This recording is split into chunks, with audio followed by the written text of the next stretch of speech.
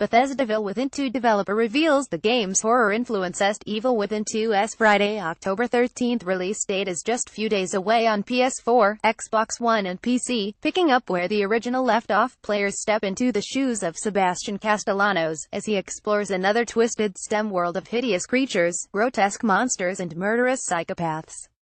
Evil Within 2 handsome preview is this 2017's scariest game. Evil Within 2 on Nintendo Switch. Shinji Mikami reveals why it might not be a good fit, but who exactly comes up with stuff and where do they get their ideas. Express Online spoke to game director John Johannes and Tango Gameworks boss Shinji Mikami about the horror influences that can be found within.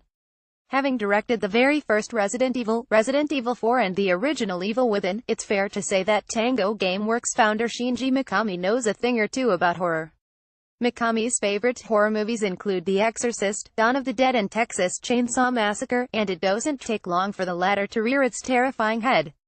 In the beginning of the game, there's a scene that's very reminiscent of the Texas Chainsaw Massacre when they are eating at the table, Mikami revealed.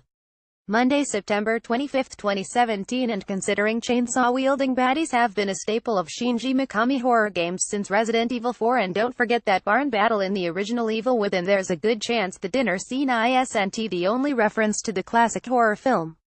Mikami also professes his love for a Japanese novel called Base of Evil, which is part of a series of novels involving grisly serial killings committed with an artistic edge.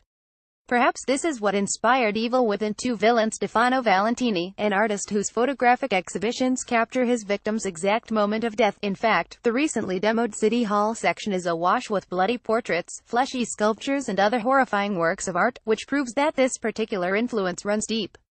Game director John Johannes, on the other hand, is a big fan of recent horror movies like Don't Breathe and It Follows. But it's surreal and psychological movies like Jacob's Ladder and The Cell that have had the longest lasting impact.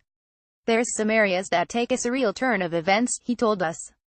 We took a look at movies like The Cell and saw how they created this sort of dream landscape. I saw The Cell when I was probably way too young.